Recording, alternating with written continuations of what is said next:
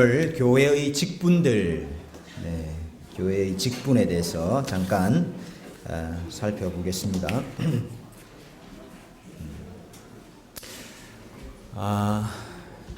교회론의 시작은 성령론으로 시작을 하죠. 교회는 성령께서 세우시고 성령께서 운행하시고 성령께서 다스리시는 곳이기 때문에 교회론은 성령론으로부터 시작을 합니다. 그 다음에 성령께서 은혜의 방편을 통해서 자기 백성을 모으시고 하나 되게 하시고 교제하게 하십니다. 그래서 성령론 다음에 은혜론이 나옵니다. 하나님은 그 은혜의 방편을 직분자들에게 맡깁니다. 그래서 은혜론 다음에 직분론이 나옵니다. 오늘 직분론이 나왔습니다.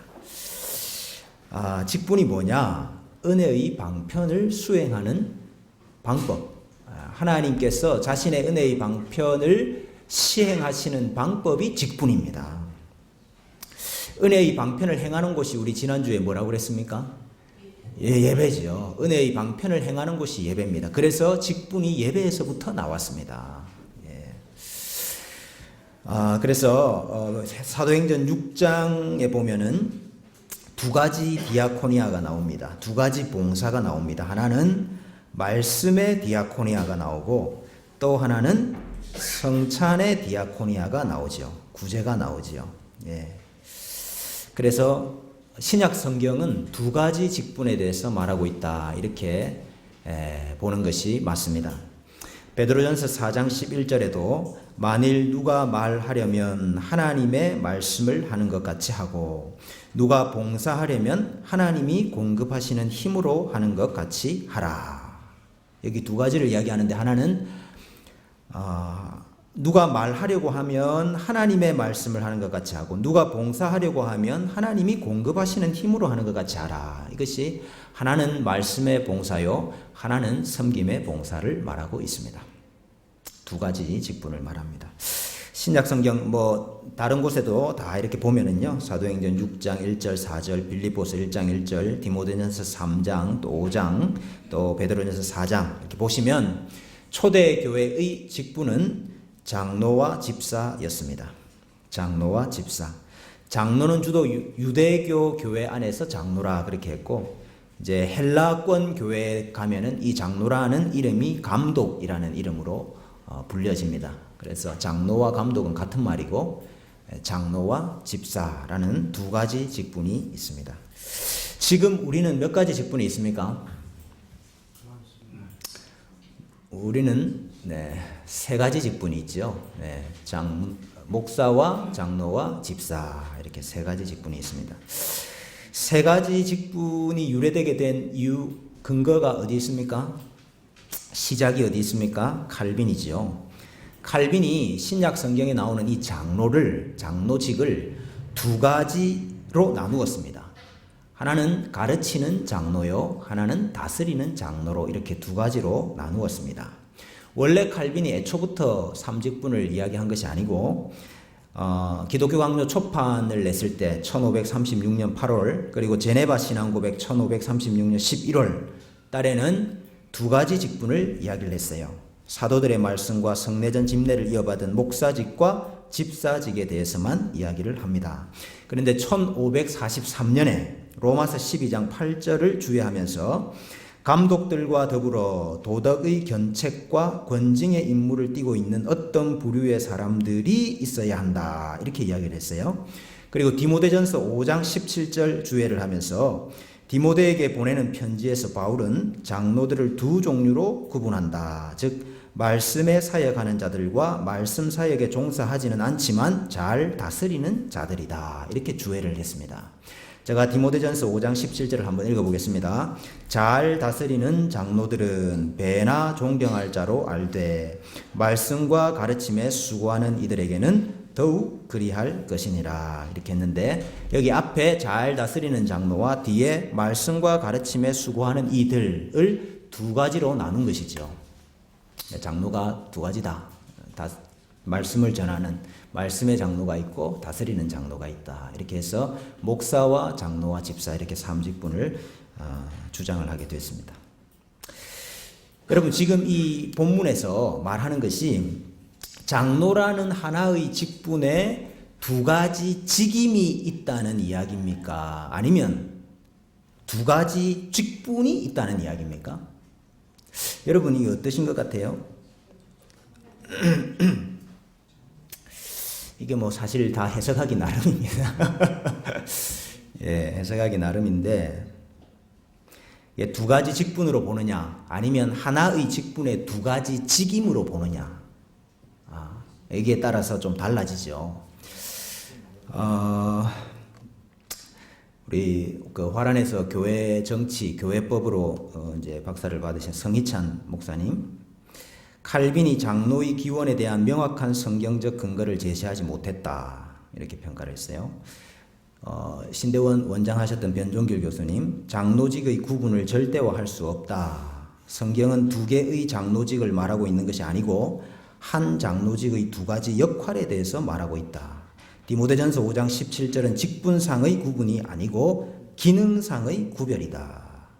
이렇게 이야기를 합니다. 저도 여기에 동의를 합니다. 그래서 지금 신약 성경에서 이 말씀에서 이야기하는 것은 장로가 두 개의 장로가 있다는 말이 아니고 한 장로 안에 두 개의 직임이 있는 것이다. 한 장로가, 즉 다시 말하면 말씀으로 다스리는 것이죠. 이거 이해가십니까? 예, 말씀으로 다스리는 거예요. 말씀이 따로 있고 다스림이 따로 있는 게 아니고 칼빈 당시에는 삼직분을 주장해야 될 그 상황적인 이유가 있었습니다. 예, 그 상황을 제가 지금 다 자세하게 말씀을 드릴 수 없습니다만은 당시 시 당국의 간섭으로부터 벗어나야 되는 그런 현실적인 필요가 있었습니다만은 어쨌든 칼빈이 이 삼직분을 주장하게 되면서 말씀과 다스림의 이원화가 생기게 됐어요.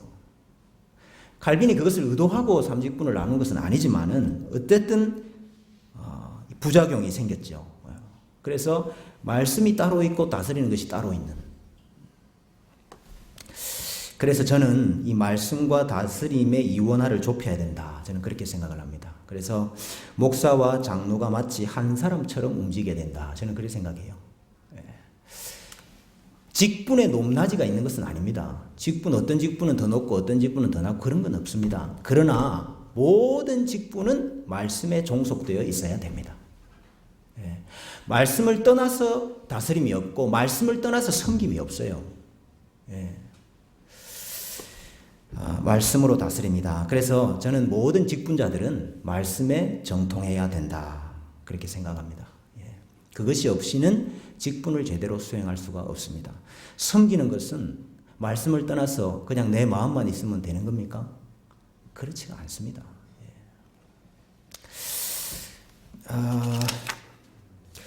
또 하나 말씀드리고 싶은 것은 이 직분의 권위가 어디에서부터 나오느냐 하는 말입니다. 직분의 권위가 어디에서부터 나오느냐. 여러분 우리 직분자 선출할 때에 다 뭐 합니까? 선거하잖아요. 선거. 그래서 선거하니까 직분의 권위가 회중으로부터 나오는 겁니까? 아니면 하나님으로부터 나오는 겁니까? 회중이 직분자를 선출하기 때문에 이 직분자의 권위가 회중으로부터 나온다. 이런 인식을 가지기가 쉬워요. 그래서 직분자 스스로가 자신이 교인의 대표라 이렇게 생각을 하는 거예요. 교인의 대표. 국회가 국민의 대표로서 대통령과 행정부를 견제를 하지요. 그래서 장로는 교인의 대표로서 목사를 견제해야 된다. 이런 사고를 많이 가지게 됐습니다. 그래서 장로의 역할을 국회의원의 역할로 생각하는 거죠. 그 결과 여당 국회의원은 무조건 대통령 지지하고 야당 국회의원은 무조건 대통령 반대하는 이런 현상들이 한국 교회 안에도 나타나고 있습니다. 권력이 국민에게서 나온다 하는 이 민주주의적인 사고, 이거 흔히 이 장로에게서 권력의식을 가지게 만드는데요. 교회 정치의 원리는 민주주의가 아닙니다. 여러분 왜 선거합니까? 왜 직분자를 선출하는데 선거를 할까요? 우리 선거는 다른 거예요. 내가 한 표를 행사하는 게 그게 선거가 아닙니다. 교회 선거가. 교회의 직분자 선출은 하나님의 뜻을 교회가 확인하는 절차입니다. 하나님의 뜻을 교회가 확인하는 절차예요. 교회 선거는 회중의 뜻을 모으는 게 아니고 너 뜻은 뭐 어떻고 너 뜻은 어떻고 너 뜻은 우리가 뜻을 다 모으자. 우리 뜻을 모으는 것이 아니고 각 성도에게 성령 하나님께서 이제 내주하시잖아요. 구약시대에는 선지자, 제사장, 왕 이런 직분자에게 임하셨지만은 신약시대에는 모든 성도들에게 성령 하나님께서 내주하시잖아요. 그래서 그 내주를 믿기 때문에 성령 하나님께서 우리 교회에 대해서 어떤 뜻을 가지고 계신가를 선거를 통해서 하나님의 뜻을 발견하는 방법이라 이 말입니다. 그래서 교회 선거에는 선거 운동이 없습니다. 여러분 교회 선거에 선거 운동하는 거 봤습니까? 나 1번이고 2번이고 나 찍어주시. 그러면 안 됩니다. 그거는. 왜 그게 안 됩니까? 한 명 한 명의 뜻을 모으는 것이 아니고 성령 하나님이 우리 교회에 대해서 가지고 있는 뜻을 구하는 것이기 때문에 선거 운동이 있는 것이 아니고 기도가 있어야 되는 겁니다. 기도. 이번 선거를 통해서 하나님의 뜻이 우리에게 밝히 드러나게 해 주십시오. 기도가 있어야 되는 거지 선거 운동이 있는 게 아닙니다. 직분자는 일부 성도들의 대변인이 되어가지고 그들의 의견을 주장하거나 관철시키려고 하면 안 됩니다. 또 성도로부터 명예를 탐하거나 성도들 위에 군림하려고 해서도 안 됩니다.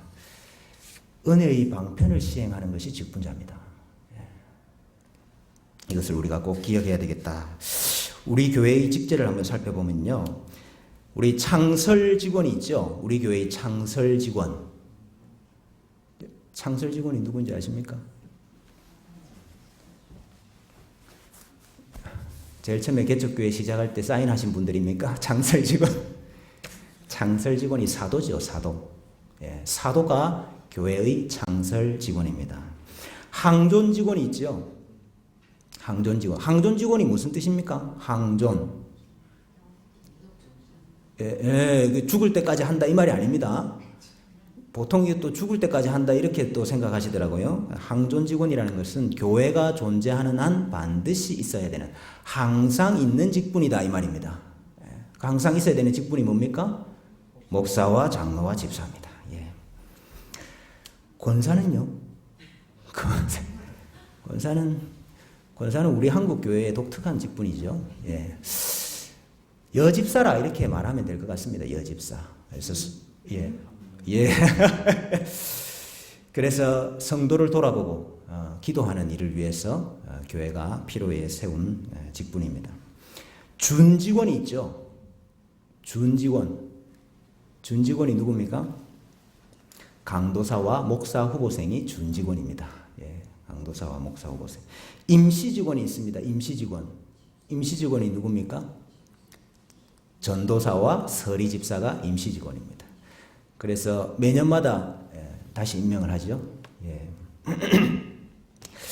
중요한 것은 성령께서 은혜의 방편을 맡길 사람들을 세운다 하는 것입니다. 사도행전 20장 28절에 보면 교회의 감독자를 성령께서 세우셨다 이렇게 말하고 있습니다. 제가 한번 읽어보겠습니다. 여러분은 자기를 위하여 또는 온 양떼를 위하여 삼가라. 성령이 그들 가운데 여러분을 감독자로 삼고 하나님이 자기 피로 사신 교회를 보살피게 하셨느니라. 누가 여러분을 감독자로 삼았다 그랬습니까? 성령 하나님이 은혜의 방편을 시행할 자를 성령님이 세우신다 이 말입니다. 그래서 어떤 사람을 선출해야 됩니까? 직분자는 사도행전 6장 3절에 보니까 형제들아 너희 가운데서 성령과 지혜가 충만하여 칭찬받는 사람 7을 택하라. 제일 첫 번째는 성령 충만한 사람입니다. 성령 충만 없이 다른 거 아무리 다 갖춰도 그것은 하나님이 원하시는 직분자가 아닙니다. 바울이 전도 여행할 때도 마찬가지였죠. 항상 교회를 세우고 그 교회를 세우고 여러분 그냥 교회만 세우고 옮겨가고 교회만 세우고 옮겨가고 그랬던 것이 아니고 반드시 그 교회에 누구를 세웠습니까? 장로들을 세웠습니다. 장로들을.